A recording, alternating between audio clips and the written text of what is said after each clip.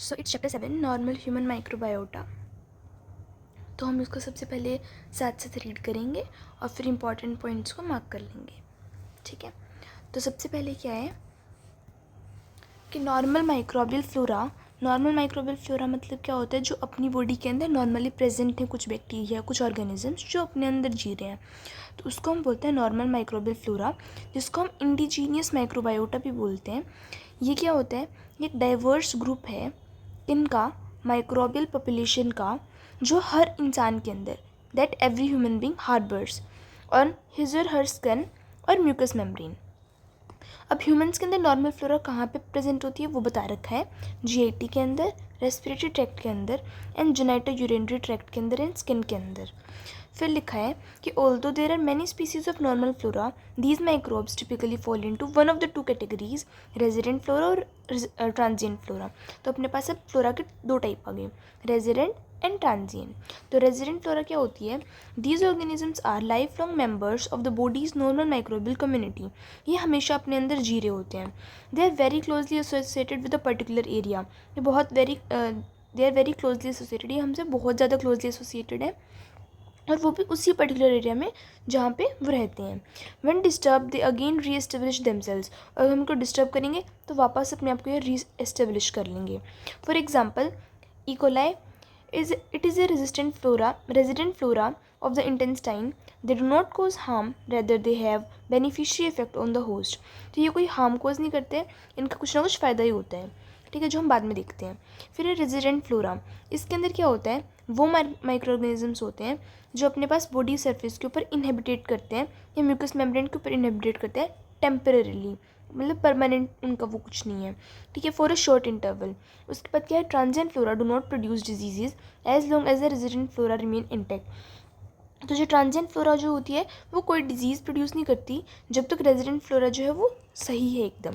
If the resident flora gets disturb, अगर resident flora यानी कि जो इकोलाई थी अपनी, वो अगर अपने पास डिस्टर्ब हो जाती है किसी भी रीज़न की वजह से, तो ट्रांजिएंट फ्लोरा जो है वो कोई भी जो ट्रांजिएंट फ्लोरा जो होती है वो डिजीज़ कर सकती है, कॉलोनाइज कर सकती है और डिजीज़ कर सकती है, जैसे न्यूमोकोकस एंड मेनिंजियोकोकस इन नेजोफेरिंग्स। तो ये बात हमें याद करनी है, न्यूमोकोकस एंड मेनिंजियोकोकस कहाँ होते हैं, नेजोफेरिंग्स के अंदर, और इकोलाई कहाँ होता है, इंटेस्टाइन के अंदर। ठीक है, फिर अपने पास इन हॉस्पिटल्स पेशेंट में acquire many resistant organisms is transient flora from the health care workers and hospital environment, for examples MRSA। तो इन्होंने क्या बोला है, एक अपने पास एक चीज़ होती है कि हॉस्पिटल के अंदर हमें कोई इन्फेक्शन ना हो तो उसके लिए कंट्रोल सिस्टम बनाए जाते हैं। पर कुछ पेशेंट्स को क्या होता है कि पेशेंट आता है और हॉस्पिटल से अपने पास बीमारी लेकर चला जाता है from the health care workers या फिर हॉस्पिटल के एनवायरनमेंट से। इसका एक एग्जांपल है अपने पास MRSA। MRSA क्या होता है, मिथिसिलिन रेजिस्टेंट स्टेफाइलोकोकस ऑरियस, जो कहाँ पे प्रेजेंट होता है, नोज़ में एंड स्किन में। ये एक multi drug resistant gram negative organism है। ठीक है, नहीं सॉरी, ये तो मतलब अलग था, MRSA एक अलग चीज़ है। और कुछ मल्टी ड्रग रेजिस्टेंट ग्राम नेगेटिव ऑर्गेनिजम्स भी होते हैं, जैसे कि क्लेब्सिला या इकोलाई या सूडोमोनाज, एसिनिटोबैक्टर इन रेस्पिरेटरी ट्रैक्ट। तो ये वाले इन्फेक्शंस भी हमें हॉस्पिटल जाके हो सकते हैं। तो एक इन्फेक्शन तुमने देखा MRSA, और दूसरा हमने क्या देखा कि मल्टी ड्रग रेजिस्टेंट, यानी बहुत सारे ड्रग्स के लिए वो रेजिस्टेंट है वो ग्राम नेगेटिव ऑर्गेनिजम्स। उनके एग्जाम्पल्स क्या क्या हैं, Klebsiella, E coli, Pseudomonas, Acinetobacter and in the respiratory tract, Acinetobacter in the respiratory tract. In contrast to resident flora, they can be easily eliminated from the body's surface by following proper hand hygiene and other infection control practices. और इसके अलावा एक बात क्या पता लगी है हमें कि रेजिडेंट फ्लोरा जो थी वो हमेशा रहती है, दोबारा रीस्टेब्लिश भी कर लेती है, पर उनके अगेंस्ट मतलब उनसे थोड़ा अलग होते हुए, in contrast to the resident flora, ये हम इजीली एलिमिनेट कर सकते हैं बॉडी सरफेस से अगर हम प्रॉपर हैंड हाइजीन को फॉलो करें और इन्फेक्शंस को फॉलो, मतलब इन्फेक्शन कंट्रोल प्रैक्टिसेस को अगर हम फॉलो करें तो इन्फेक्शन नहीं होगा, तो बॉडी सरफेस से वो एलिमिनेट हो सकते हैं ईजिली। ठीक है, then microbiology of the normal flora. The resident microbial flora is more or less constant for the given area of the body at a given age. तो अपने पास एक गिवन एज पे मोर और लेस कांस्टेंट होता है अपने पास रेजिडेंट फ्लोरा। ठीक है, human acquire the normal flora soon after the birth and then continue harbour till death. तो ह्यूमन अपने पास नॉर्मल फ्लोरा को बर्थ पे एक्वायर करते हैं और डेथ तक उनके साथ ही रहता है वो।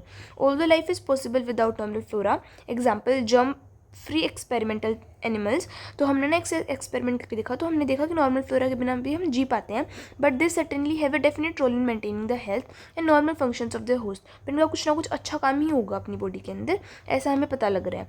The presence of normal microbial flora in a given body site depends upon various factors such as local temperature, moisture, pH, environmental flora, hospital community, immunity and anatomical site, skin और mucosa. तो जो normal flora की presence होती है किसी भी body site के ऊपर, वो किन चीज़ों पर डिपेंड करती है कि वहाँ का लोकल टेम्परेचर कैसा है, मॉइस्चर कैसा है, pH कैसा है, आसपास की फ्लोरा कैसी है यानी कि हॉस्पिटल या कम्युनिटी, और उस इंसान की इम्यूनिटी कैसी है, और वो जगह एनाटॉमिकल कौन सी जगह है, वो स्किन है या म्यूकोजा है। Most of the normal flora predominantly contain bacteria, और most of the normal flora मतलब नॉर्मली अपने पास फ्लोरा के अंदर क्या आते हैं, बैक्टीरियाज आते हैं, and to less extent some fungi, कुछ फंजाई भी आते हैं और पैरासाइट्स भी आते हैं। The existence of the viruses is normal flora is recently gained importance, और वायरसेस तो अभी थोड़े बहुत आने लगे हैं, ठीक है। तो हम सबसे पहले पढ़ते हैं ह्यूमन, जो सबसे अभी आए हैं, human viral microbiota. The human viral microbiota और वायरोम is the collection of viruses in और ऑन द ह्यूमन बॉडी। तो इसको हम क्या बोलते हैं, वायरोम बोलते हैं, जो कलेक्शन है वायरसेस का हमारी बॉडी के अंदर और on the surface of the body. Viruses may get integrated into the human genome as proviruses. तो जो वायरसेस होते हैं वो अपनी ह्यूमन जीनोम के अंदर एज ए प्रो वायरस आते हैं। As viruses evolve rapidly there is a constant change in the human virome. Every human being as a unique virome they may get affected by the age, lifestyle, diet, pre-existing immunity, geographic location and seasonal variation। तो जो हर इंसान जो है उनका एक अलग वायरोम है जो अफेक्ट हो सकता है, उसकी एज कैसी है, वो कैसा रहता है, मतलब उसकी डाइट कैसी है, लाइफस्टाइल कैसा है, और प्री एग्जिस्टिंग इम्यूनिटी कैसी थी उसकी पहले, वो रहता कहाँ पे है, और seasonal variations. With the advancement of deep sequencing technique, it is now possible to gather information about the human viral microbiota. Many viruses colonize the human skin, called as a skin virome. Examples include human papillomavirus and bacteriophages that infect the commensal skin bacteria such as Staphylococci. तो ये अपने पास important line आती है यहाँ पे जिसमें हमें examples याद करने हैं। तो क्या बोला है कि कुछ बैक्टीरिया, कुछ वायरसेस जो हैं वो ह्यूमन स्किन के ऊपर कॉलोनाइज करते हैं, तो इसलिए हम लोग क्या बोलते हैं, स्किन वायरोम। इसका एग्जांपल क्या है, HPV, ह्यूमन पेपिलोमा वायरस, और दूसरा एग्जांपल क्या है, बैक्टीरियोफेजेस, क्योंकि बैक्टीरियोफेज एक वायरस होता है ना जो बैक्टीरिया को इन्फेक्ट करते हैं। तो बैक्टीरियोफेजेस जो अपने पास कमेंसिल स्किन के ऊपर जो बैक्टीरिया प्रेजेंट होते हैं, कमेंसिनल स्किन के ऊपर जो बैक्टीरिया प्रेजेंट होते हैं जैसे स्टेफाइलोकोकाई, उनको जो इन्फेक्ट करते हैं वो बैक्टीरियोफेजेस। देखो दो एग्जाम्पल्स हमने यहाँ पे देखी हैं, पहला है HPV और दूसरा एग्जाम्पल क्या है, बैक्टीरियोफाज। बैक्टीरियोफाज जैसे जो स्किन के बैक्टीरिया को अपने पास इन्फेक्ट करेगा, और इसका स्किन के बैक्टीरिया को इन्फेक्ट करने का वाला हमें एग्जाम्पल क्या पता लगा है, स्टेफाइलोकोकाई। ओके, फिर है the total population of the normal flora in human is रफली अबाउट इतनी, यानी कि इतने बैक्टीरिया 10⁻14 बैक्टीरियाज अपने पास प्रेजेंट होते हैं, और सेल्स कितनी है, उससे 10 गुना कम, यानी कि 10⁻13। ठीक है, ओवर तो अच्छा, मतलब एक इफेक्ट है जो बहुत अच्छा सा है थोड़ा, तो देख लेना है इसको भी। उसके बाद फिर क्या है, overall anaerobic flora dominates over the aerobes. तो ओवरऑल क्या होता है कि जो एनारोबिक फ्लोरा होता है ना, यानी कि जिनको ऑक्सीजन नहीं चाहिए होती, वो डोमिनेट करता है over the aerobes. The ratio of anaerobic to aerobic bacteria depends upon the various body sites की कहाँ पे वो प्रेजेंट है। तो अगर हम सबसे पहले देखें कि अगर माउथ में अगर हम आएँ तो यहाँ पे भी अपने पास अलग अलग जगह पे सलाइवा, टूथ सरफेस इन टंग में अलग अलग जगह पे अपने पास अलग अलग रेशियो आते हैं। ठीक है, फिर nasopharynx, gastrointestinal tract, female genital tract, skin, इनके अंदर हमें देखना है। तो सबसे पहले हम देखते हैं कि रेशियो, तो रेशियो अपने पास सलाइवा में और टूथ सरफेस में तो इक्वल प्रेजेंट होते हैं, पर जिंजाइवा में यानी कि टंग के अंदर लगभग 1000 गुना एनारोबिक बैक्टीरिया ज़्यादा होते हैं देन द एरोबिक बैक्टीरिया। ठीक है, वजह से कुछ फ़र्क पड़ता नहीं है। ठीक है, उसके बाद क्या है अपने पास, हम एनारोबिक नॉर्मल बैक्टीरिया को याद करेंगे जो कॉमनली प्रेजेंट होते हैं उस प्लेस के ऊपर, और एरोबिक नॉर्मल बैक्टीरिया को याद करेंगे, या फिर कमेंसल फंजाई को याद करेंगे। ठीक है, और पैरासाइट्स को। ठीक है, उसके बाद सबसे पहले हम याद करते हैं एनारोबिक। तो इसमें सबसे पहले क्या होगा, अपने मुंह के अंदर कौन कौन से बैक्टीरिया प्रेजेंट होते हैं। ठीक है, स्पायरोकीट्स। अब स्पायरोकीट्स के लिए मैं तुम्हें एक बात बताती हूँ कि बहुत ज़्यादा पतले होते हैं, इसलिए इनको इम्प्रेगनेशन स्टेन करके देखना पड़ता है। इम्प्रेगनेशन स्टेन क्या होता है, इनके ऊपर बहुत ज़्यादा लेयरिंग करते हैं हम ताकि इस चीज़ को कम से कम देख तो पाए। जैसे फ्लैजिला बहुत पतला होता है तो उसको भी हम देख नहीं पाते, तो उनको उसके ऊपर भी क्या करी जाती है, इम्प्रेगनेशन करी जाती है। तो स्पायरोकीट्स, ठीक है, सबसे पहले क्या है स्पायरोकीट्स, वो अपने मुंह के अंदर प्रेजेंट है। उसके बाद क्या है एनारोबिक, एनारोबिक तो हम पढ़ ही रहे हैं, और गोल गोल होंगे तो कोकाई, तो ये भी ईजी है, एनारोबिक कोकाई, ठीक है। फिर एक्टिनोमाइसीस, एक्टिनोमाइसीस, फिर एक, अब हम पढ़ के आ रहे हैं बैक्टीरिया पढ़ रहे हैं ना, तो पीछे तो लगेगा क्या बैक्टीरियम, एक है फ्यूजोबैक्टीरियम क्योंकि अपने मुंह के अंदर फंस गया है तो फ्यूजोबैक्टीरियम, और दूसरा क्या है बाइफिडोबैक्टीरियम, ठीक है। बाइफिडो क्यों बोला, क्योंकि टंग होती है तो टंग कईयों के बाइफिड भी तो होती है ना स्नेक्स वगैरह की, ठीक है। पर वैसे तो हम ह्यूमन्स में पढ़ रहे हैं, पर याद करने के लिए एक कौन सा होगा, टंग से रिलेटेड होगा तो बाइफिडो टंग, बाइफिडो बैक्टीरियम, ठीक है। मुंह के अंदर फंस गया तो Fusobacterium, then एक्टिनोमाइसीस, then prevotella, prevotella, ठीक है, प्रीवोटेला, एंड एनारोबिक कोकाई, स्पायरोकीट्स। तो देखो एनारोबिक कोकाई इजी है याद करना, स्पायरोकीट्स हमें याद हो गया है क्योंकि बहुत पतला सा है तो मुंह के अंदर फंस गया वो, तो फंस गया तो फ्यूजोबैक्टीरियम, और एक और बैक्टीरियम होता है बाइफिडोबैक्टीरियम, उसके अलावा एक ए से ही एक और नाम होगा, एनारोबिक तो हो गया कोकाई, उसके अलावा एक्टिनोमाइसीस एंड देन प्रीवोटेला, प्रीवोटेला, ठीक है। तो कम से कम मतलब अगर आप सारे याद नहीं कर सकते तो ये पता होना चाहिए हाँ भाई ये मुंह के अंदर प्रेजेंट होता है, ठीक है, एमसीक्यू के लिए। फिर नेजोफेरिंग्स, नेजोफेरिंग्स के अंदर भी चला जाता है ये प्रीवोटेला वाला भी, ये वाला भी और ये वाला भी। तो अपने पास FAP वाले जो है वो मुंह के नाक के अंदर भी चले जाते हैं। कौन कौन से, फ्यूजोबैक्टीरियम क्योंकि फंसा हुआ है ना तो नाक के अंदर भी फंस गया वो, ठीक है, उसका सांस नहीं आ रहा, तो एनारोबिक कोकाई भी वहाँ पे होगा, और फिर वो वोट भी करेगा तो प्रीवोटेला स्पीसीज वहाँ पे भी होगी, ठीक है। ये हम एनारोबिक पढ़ रहे हैं पहले। स्टमक के अंदर हमें पता ही कि लैक्टोबैसिलस होता है। फिर जेजुनम एंड इलियम यानी कि इंटेस्टाइन की तरफ तब हम आते हैं, और टर्मिनल इलियम एंड कॉलन, तो उनके अंदर हम इकट्ठे याद करते हैं। देखो फ्यूजोबैक्टीरियम, बाइफिडो और ये वाले एनारोबिक कोकाई। तो सबसे पहले तो हमें याद करना है फैप वाला, फैप वाला तो अभी तक फंसा ही हुआ है क्योंकि जो फ्यूजोबैक्टीरियम है वो उसको सांस नहीं आ रहा और वो वोट दे रहा है अंदर बैठा बैठा, तो वो स्टमक तक भी चला गया। उसके बाद एक्स्ट्रा कुछ आएंगे और एक कॉमन कौन सा आ रहा है, बाइफिडोबैक्टीरियम, बाइफिडोबैक्टीरियम यहाँ तक भी आया हुआ है, ठीक है। उसके बाद फिर क्या होगा, बैक्टीरियोइड्स, फ्रेजिलिस एंड क्लोस्ट्रीडियम। तो Clostridium we will learn, this we will leave, Bacteroides, fragilis is not common, ठीक है, तो क्लोस्ट्रीडियम। उसके बाद यहाँ पे क्या आ जाएगा, वजाइना, वजाइना के अंदर अपने पास क्या होगा, वजाइना के अंदर एनारोबिक कोकाई होगा, प्रीवोटेला होगा, पर जो फंसा हुआ था वो बाहर निकल गया है, ठीक है, तो फ्यूजो वाला नहीं होगा, फ्यूजो वाला नहीं होगा, एनारोबिक कोकाई होंगे, प्रीवोटेला होगा, ठीक है। उसकी जगह पे लैक्टोबैसिलस तो होगा ही क्योंकि लैक्टोबैसिलस हमें पता है स्टमक में वजाइना में होता है। उसके बाद फिर बाइफिडोबैक्टीरियम एंड क्लोस्ट्रीडियम, ठीक है, वही ऊपर वाले ही हैं ये दोनों, ठीक है, ऊपर वाले ही हैं दोनों। एक तो हमने फैप तो याद कर ही लिया था, ठीक है, फैप तो हमने याद कर ही लिया था, ठीक है। उसके अलावा हमने यही तो दोनों एक्स्ट्रा याद किए थे इसमें भी, B and C, बाइफिडोबैक्टीरियम, क्लोस्ट्रीडियम, तो वही सेम यहाँ पे बाइफिडोबैक्टीरियम एंड क्लोस्ट्रीडियम, ठीक है। स्किन के अंदर कौन सा होता है, प्रोपियोनी बैक्टीरियम, और एक अभी हमने स्किन के अंदर क्या पढ़ा था, वायरस पढ़ा था, ह्यूमन पेपिलोमा वायरस, ठीक है ना, और बैक्टीरियोफेजेस पढ़े थे हमने।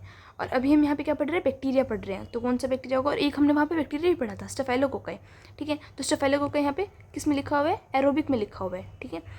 उसके बाद फिर क्या होगा, एनारोबिक कोकाई भी होंगे यहाँ पे, एनारोबिक कोकाई एंड एनारोबिक तो मतलब अब तक सभी में ही आ रहे हैं क्योंकि एनारोबिक तो हम पढ़ ही रहे हैं। उसके बाद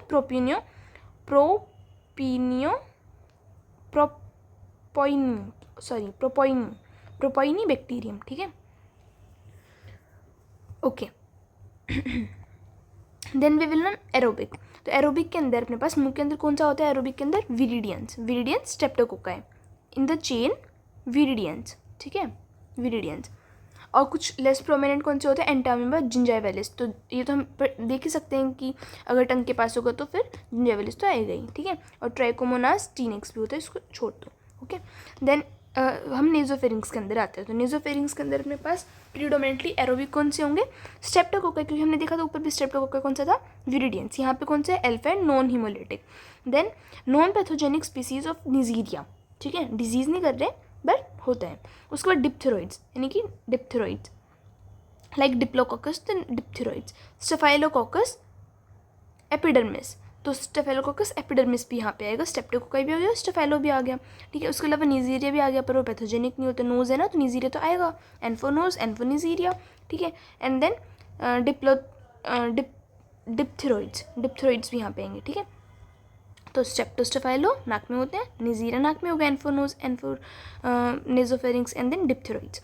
उसके बाद स्टमक के अंदर हमें पता ही है कि एच पाइलोरी बैक्टीरिया होते हैं, ठीक है, इसकी कोई बात याद करने की है नहीं, पर ये इंपॉर्टेंट है, याद भी रखना है, लैक्टोबैसिलस एंड ये तो ईजी हैं दोनों, ठीक है, हेलिकोबैक्टर पाइलोरी। उसके बाद फिर यहाँ पे क्या हुआ, देखो एंटीरो से स्टार्ट होंगे ना जितने भी इंटेस्टाइन वाले होंगे, तो एंटीरो को क्या, एंटीरो बैक्टीरियाशी, ठीक है, gram negative rods and streptococci ऊपर से चला आ रहा था, ठीक है, अल्फा एंड नॉन हिमोलिटिक, ठीक है, ओके, इसमें तो कुछ याद करने का है नहीं, एंटीरो कोकाई एंड एंटीरो बैक्टीरियासी। फिर अगर हम वजाइना की बात करें तो लैक्टोबैसिलस हमें पता ही है, स्टेप्टोकोकाई ऊपर से चला हुआ आ रहा है, निजीरिया यहाँ पे भी था, ठीक है, वजाइना में भी है और नाक में भी है, और कॉर्निबैक्टीरियम स्पीसीज भी होती है, ओके। देन अगर हम बात करें स्किन की, तो स्किन के अंदर हमें क्या याद करना है, निजीरिया अभी यहाँ तक भी चला हुआ आ रहा है, तो निजीरिया जो है वो पेट में नहीं होता, बस ये याद करना है कि निजीरिया पेट में नहीं होता, नाक में भी होता है, वजाइना में भी होता है और स्किन में भी होता है, ठीक है, मुंह में नहीं होता और पेट में नहीं होता, ओके। और वो भी नॉन पैथोजेनिक वाली की बात कर रहे हैं हम लोग, ठीक है। और फिर स्टेप्टोकोकाई स्टेफाइलोकोकाई दोनों आ जाएंगे स्किन के अंदर, डिप्थेरॉइड्स भी आ जाएंगे स्किन के अंदर, बस एक एक्स्ट्रा कौन सा याद आया यहाँ पे, माइक्रोकोकस स्पीसीज स्किन के अंदर एक्स्ट्रा हमने याद करनी है, बाकी स्टेप्टोसेफाइलो डिप्थीरिया तो नेजोफेरिंग्स में भी थे, ठीक है, नेजोफेरिंग्स वाले इसमें सारे आ जाएंगे। तो एक्स्ट्रा तो क्या ही है, देखो वजाइना के अंदर हमें क्या याद करना है, लैक्टोबैसिलस, और स्टमक में भी लैक्टोबैसिलस, ठीक है, तो ये वाली बात पता होनी चाहिए हमें। और निजीरिया कहीं पे भी लिख सकते हैं, कॉर्निबैक्टीरियम हमें सिर्फ वजाइना के लिए लिखना है, ठीक है, माइक्रोकोकस स्पीसीज हमें सिर्फ स्किन के लिए लिखनी है, देन एंटीरो वाले हमें सिर्फ इंटेस्टाइन के लिए लिखने हैं, स्टेफाइलोस्टेप्टो तुम कहीं भी लिख सकते हो, विरिडियंस वाला सिर्फ माउथ के लिए लिखना है, ठीक है। ये लेस प्रीडोमिनेंट है तो इनको आप रहने भी दे सकते हो, तो इनको छोड़ दो, ठीक है। थोड़ा बहुत अगर देखना है तो कैंडिडा स्पीसीज होती हैं, ओके, कैंडिडा स्पीसीज सब में ही आ रहा है लगभग, यीस्ट, मेनिंजियो, न्यूमोकोकस, इनको छोड़ ही दो, ठीक है। उसके बाद फिर क्या लिखा हुआ है कि GI is predominant site for normal flora where the most common flora is Bacteroides fragilis. तो बैक्टीरियोसाइडिस फ्रेजिलिस जो हमने यहाँ पे छोड़ा था ना, कहाँ छोड़ा था, ये वाला, देखो मैं दिखाती हूँ तुम लोगों को, ये वाला, ये अपने पास बहुत कॉमन है, इसका मतलब, ठीक है, कॉमन फ्लोरा है ये अपने पास जीआईटी का, GIT is predominant site for normal flora where the most common flora is Bacteroides fragilis, anaerobic flora among aerobes Escherichia coli is the most common. तो मोस्ट कॉमन एनारोबिक वाला कौन सा है, बैक्टीरियोइड्स फ्रेजिलिस। तो क्योंकि और तो सारे हर जगह मिल ही रहे थे ना, तो क्लोस्ट्रीडियम, बाइफिडोबैक्टीरियम और ये वाले भी दोनों हमें मिल रहे थे, तो मोस्ट कॉमन यहाँ पे कौन सा मिलता है, बैक्टीरियोइड्स फ्रेजिलिस, ठीक है। तो बात याद रखनी है कि पेट के अंदर बैक्टीरियोइड्स फ्रेजिलिस मिलता है हमें, ठीक है। फिर रोल क्या होता है इसका, various micro organisms present as a normal flora have different relationship with the host. अलग अलग रिलेशनशिप होती है कि बेनिफिशियरी इफेक्ट भी दे सकता है, वो हार्मफुल भी हो सकता है, ठीक है, if enter into a wrong site cause endogenous infection भी कॉज कर सकता है, ठीक है। It may exist as commensals inhibiting the host for long periods without causing detectable harm और बेनिफिट, ठीक है। तो मतलब कि उसका कोई बेनिफिट भी हो सकता है, हार्मफुल भी हो सकता है वो, और वो कमेंसल की तरह रह भी सकता है, यानी कि बहुत टाइम तक वो होस्ट के अंदर आराम से इनहेबिटेट कर रहा है विदाउट एनी डिटेक्टेबल हार्म और बेनिफिट, ना तो कुछ हार्म है ना कुछ बेनिफिट है, ठीक है, ठीक है। अब हम पढ़ते हैं beneficial effects. The normal microbial flora है सेवरल बेनिफिशियल इफेक्ट्स। सबसे पहले है prevent colonisation of the pathogen. तो वो क्या करता है, कम्पीट करता है अटैचमेंट साइट्स के साथ, तो इसीलिए अपने पास वो नहीं करने देता, पैथोजन को कॉलोनाइज नहीं करने देता, क्योंकि वो एसेंशियल न्यूट्रिएंट्स के लिए कम्पीट करता है। दूसरा अपने पास है सिंथेसिस विटामिन। तो एंटेरिक बैक्टीरिया जो हम बात करें इकोलाई की, वो अपने पास क्या सिक्रीट करते हैं, इकोलाई की नहीं सॉरी, एंटेरिक बैक्टीरिया एंटीरो वाले थे ना, एंटीरो बैक्टीरियन, एंटीरो कोकाई वगैरह, और इकोलाई भी बोल सकते हैं क्योंकि इंटेस्टाइन नहीं होते, तो क्योंकि उन्होंने स्पेसिफिक नहीं दिया। तो वो कौन कौन से विटामिन रिलीज़ करते हैं, विटामिन के and B complexes, example B12, तो B12 तो इकोलाई करते हैं, excess which can be absorb by the host as a nutrient, ठीक है। उसके बाद क्या होता है, तीसरा पॉइंट अपने पास क्या आएगा, waste produced antagonise the other bacteria. Normal flora may inhibit और kill the other non endogenous organisms by producing a variety of waste substances such as fatty acids and peroxides, lactic acid, lactobacilli present as normal flora in the vagina of the adult female maintain the acidic pH by producing the lactic acid, thereby prevent the growth of the pathogenic bacteria. And the third one is bacteriocin. Some bacterial flora may produce bacteriocin or colicins which are antibiotic like substances that inhibit the, मतलब क्या बोल रहे हैं, तो जो normally वहाँ पे present होते हैं ना बैक्टीरिया, वो कुछ ऐसी चीज़ें रिलीज़ करते हैं कि वो बाकी लोगों को ग्रो नहीं करने दे रहे, ठीक है। तो ऐसे क्या क्या चीज़ें रिलीज़ हो रही हैं, fatty acids and peroxides, lactic acid जो कौन प्रोड्यूस करता है, लैक्टोबैसिलाई, जो एक नॉर्मल फ्लोरा है। कहाँ पे प्रेजेंट होता है, vagina of the adult females and in stomach also, पर वजाइना की बात कर रहे हैं ये लोग। तो वहाँ पे क्या होता है, एसिडिक पीएच को मेंटेन करता है और लैक्टिक एसिड प्रोड्यूस करता है और पैथोजेनिक बैक्टीरिया को ग्रो नहीं होने देता। उसके बाद एक चीज़ होती है, बहुत प्यारी सी चीज़ है ये बैक्टीरियोसिन, जो हम ग्रोथ कर्व पढ़ेंगे उसमें भी आएगा।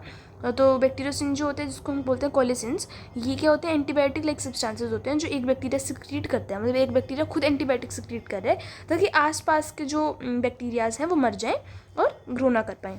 ठीक है, फिर है इम्यून स्टिमुलेशन।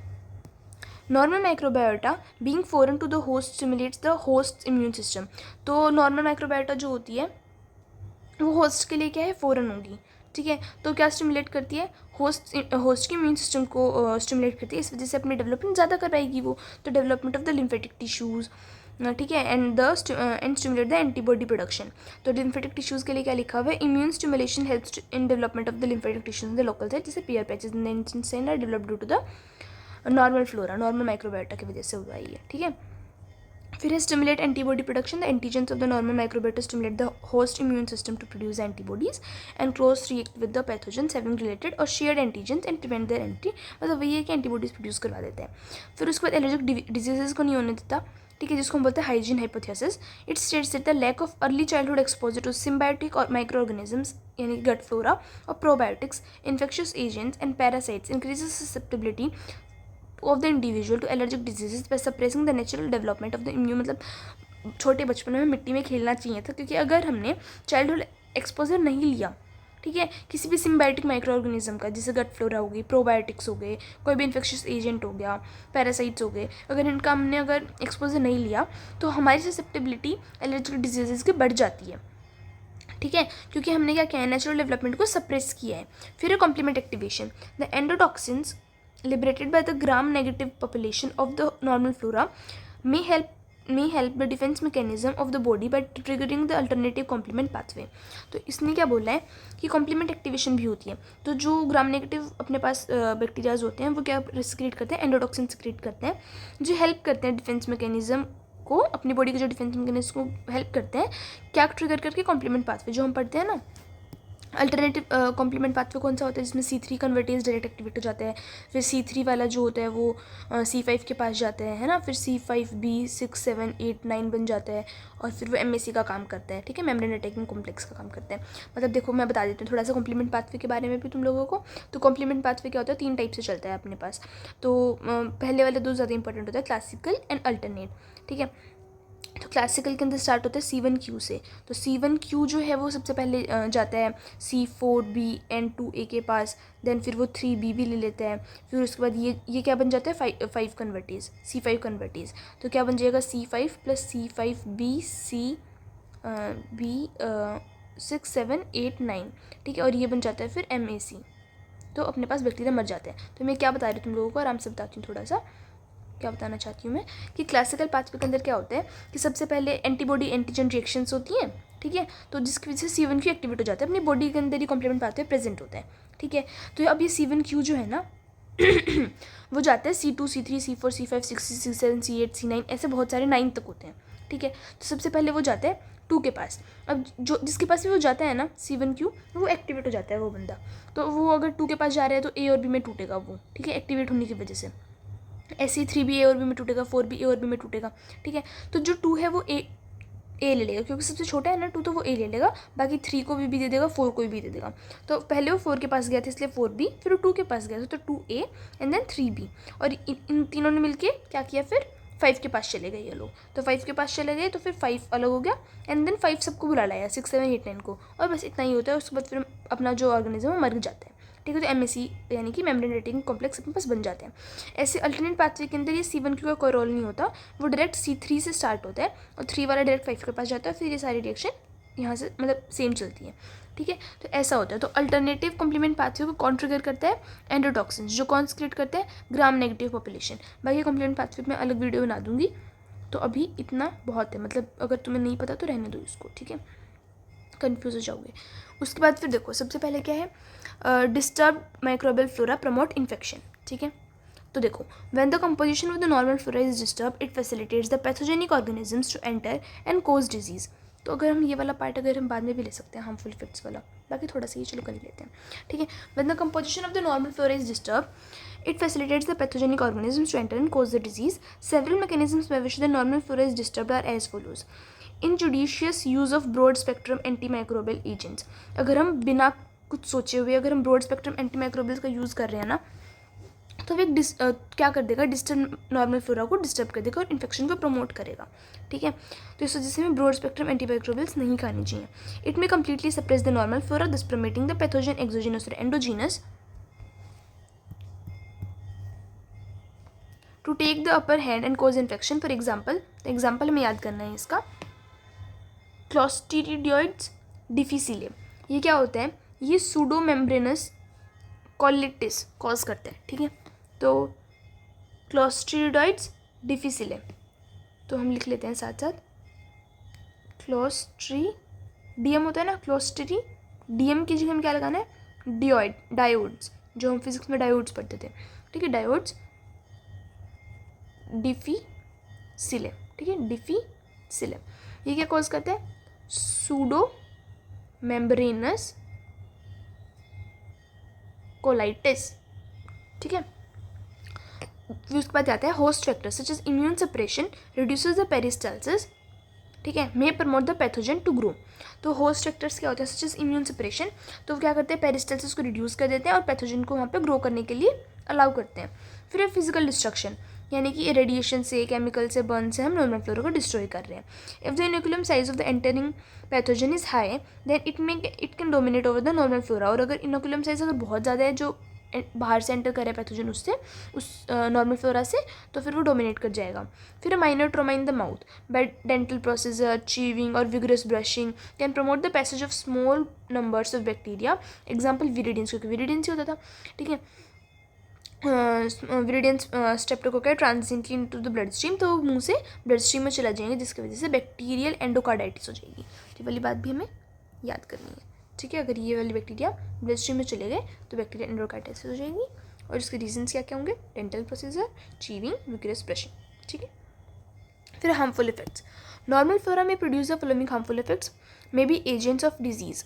तो number of members of normal flora may cause various endogenous disease. When the host immunity is lowered, the transient flora may invade and produce diseases.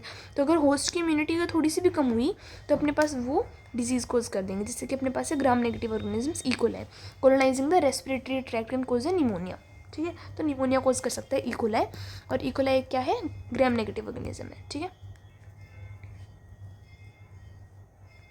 If they enter wrong site और tissue, जैसे कि अगर blood में आ गए, ठीक है, या फिर किसी स्टेराइल बॉडी कैविटी में आ गए, then even the resident flora can produce a disease. For example E coli which is resident flora of the intestine, अगर यूरिनरी ट्रैक्ट में चला गया तो यूरिनरी ट्रैक्ट इन्फेक्शन करवा देगा इकोलाई, ठीक है. अगर कहाँ चला गया था, रेस्पिरेटरी ट्रैक्ट में चला गया तो निमोनिया करवा देगा. अगर इम्यूनिटी लो हो गई, गलत जगह पर चला गया या स्टेराइल बॉडी कैविटी में चला गया तो भी दिक्कत है, ठीक है. Transfer to susceptible host.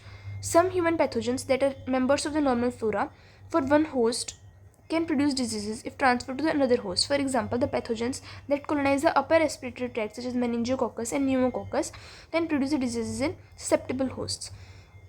तो ऐसा हो सकता है कि देखो हम अभी बिल्कुल सही हैं, पर अगर पेशेंट होगा तो वो तो एकदम सही नहीं है, क्योंकि उसकी इम्यूनिटी बहुत कम है हमसे. तो हमारे जो पैथोजेंस हैं वो उनके अंदर डिजीज़ कोज करवा सकते हैं, जबकि वो एक नॉर्मल फ्लोरा है. जैसे अपर रेस्पिरेटरी ट्रैक्ट्स के अंदर दो चीज़ें प्रेजेंट होती है, मेनिंजियोकोकस एंड न्यूमोकोकस. तो ये बात हमें याद रखनी है. तो वो डिजीज़ करवा सकते हैं दूसरे इंसानों के अंदर, ठीक है. फिर बैक्टीरियल सिनर्जिज्म, ये क्या होता है, bacterial vitamins and growth factors produced by the members of the normal flora may promote the growth of the potential pathogens. तो कुछ बैक्टीरिया क्या रिलीज करवा रहे हैं, विटामिन्स एंड ग्रोथ फैक्टर्स, जो अपने पास ग्रो करवाते हैं, ठीक है. मतलब नॉर्मल फ्लोरा जो होती है ना, वो प्रोड्यूस कर रही है क्या, विटामिन्स एंड ग्रोथ फैक्टर्स. तो जो भी पोटेंशियल पैथोजन होगा वो उन विटामिन्स और ग्रोथ फैक्टर्स को यूज़ करके बढ़ जाएगा. मतलब अपना नॉर्मल फ्लोरा ही उनको विटामिन्स और ग्रोथ फैक्टर्स दे रहा है बाहर वालों को, ठीक है. Contribute to the drug resistance pathogens. तो इसमें क्या लिखा है, तो भाई ये तो बिल्कुल एकदम धोखा हो रहा है अपने साथ. कि क्या हो रहा है कि जो नॉर्मल फ्लोरा है ना, वो कुछ ऐसे प्रोड्यूस कर रहा है एंजाइम्स, जैसे मान लो बीटा लैक्टामेज.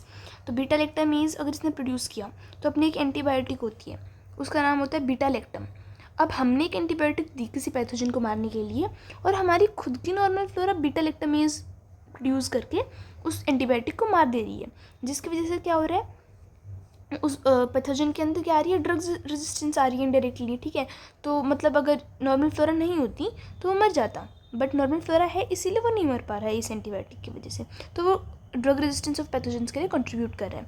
फिर उसके बाद होस्ट न्यूट्रिएंट्स के साथ भी कंपटीशन करता है, तो bacteria and GAT absorb some of the host nutrients for their survival. फिर टर्म आती है probiotics. Probiotics is defined as the living organisms, यानी कि नॉर्मल फ्लोरा का कुछ part, which when administered in the adequate amount confer to the health benefit to the host, तो वो benefit देती है। मतलब लिविंग माइक्रो ऑर्गेनिजम्स हैं वो, प्रोबायोटिक्स के माइक्रो ऑर्गेनिजम्स हैं जो अगर हम एडिक्वेट अमाउंट के अंदर अगर किसी के अंदर एडमिनिस्टर करेंगे तो वो अच्छे बेनिफिट्स देते हैं, हेल्थ बेनिफिट अच्छे देते हैं होस्ट को। Very extremely useful in the conditions with the normal intestinal flora is suppressed, अगर खुद की नहीं होती तो एडमिनिस्टर करवाई जा सकती है। Probiotics are commercially available in the form of capsules और सेकेट्स, ठीक है, consisting of mixture of some important beneficiary bacteria and used of human intestinal flora such as Bifidobacterium, Lactobacillus and Saccharomyces। तो अपने पास ये किस में आ सकते हैं, टाइप ऑफ कैप्सूल और सेकेट्स के अंदर आ सकते हैं जिसके अंदर बैक्टीरिया भी होगा, यीस्ट भी होगी, और यीस्ट के हमें एग्जांपल्स याद करने हैं, ठीक है। तो लैक्टोबैसिलस याद है हमें, बाइफिडोबैक्टीरियम ये तो वो है ना बैक्टीरिया, और सैक्रोमाइसिस यीस्ट होगी, ठीक है। फिर उसके बाद अपने पास क्या आ जाएगा, probiotics are found to have beneficiary role in the following conditions to treat the various form of GIT conditions like gastroenteritis due to any cause। तो प्रोबायोटिक्स जो होती हैं वो इन चीज़ों को ठीक कर सकती हैं, ठीक है। किसी भी कोर्स का अगर गैस्ट्रोएंटेराइटिस हो, एंटीबायोटिक एसोसिएटेड डायरिया हो, लैक्टोज इंटॉलरेंस हो, इरिटेबल बाउल सिंड्रोम हो, कोलाइटिस हो, नेक्रोटाइजिंग एंटीरोकोलाइटिस हो, और हेलिकोबैक्टीरिया पाइलोरी इन्फेक्शन हो, तो ये तो कॉमन है एकदम, ठीक है। लैक्टोज इंटॉलरेंस कॉमन है, बच्चों में होती है, ठीक है। फिर bowel syndrome, irritable bowel syndrome common है, ठीक है। फिर अपने पास डायरिया, एंटीबायोटिक एसोसिएटेड डायरिया अगर हो, और gastritis due to any cause, gastritis भी कॉमन है, तो बस एक याद करना है, एंटीरोकोलाइटिस होती है नेक्रोटाइजिंग वाली, ठीक है।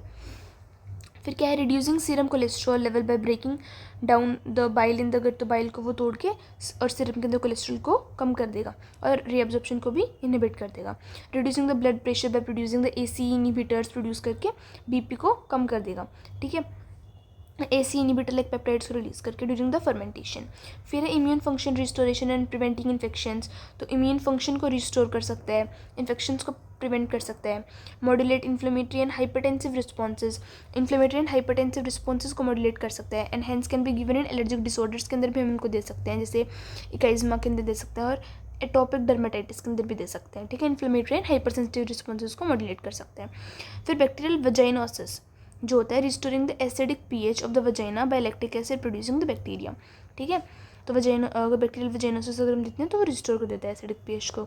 The living organisms contained in probiotics must remain leave to have their action on the large intestine, more so they have to compete with the existing flora to get themselves established. They can exert any beneficiary effect only after that. Hence nowadays instead of probiotics another related preparation called the prebiotics. तो probiotics की जगह क्या आ रहा है, prebiotics आ रही है, क्योंकि उनको मतलब प्रोबायोटिक्स को क्या करना पड़ता है, जीने के लिए खुद को कम्पीट करना पड़ता है पहले से एग्जिस्टिंग फ्लोरा के साथ, ठीक है।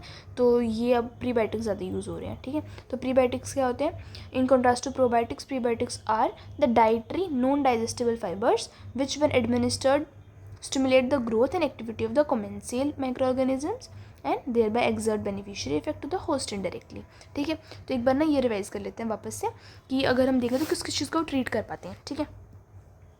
तो देखो, एक तो क्या क्या ट्रीट कर रहे हैं वो, लैक्टोज इंटॉलरेंस ट्रीट करें, डायरिया ट्रीट करें, कोलाइटिस ठीक करें, इन्फेक्शन नहीं होने दे रेश पाइलोरी का, और गैस्ट्रोएंटेराइटिस, और गैस्ट्रो आ गया तो कोलाइटिस भी होगा, तो एंटेरोकोलाइटिस ऑफ नेक्रोटाइजिंग टाइप, ठीक है।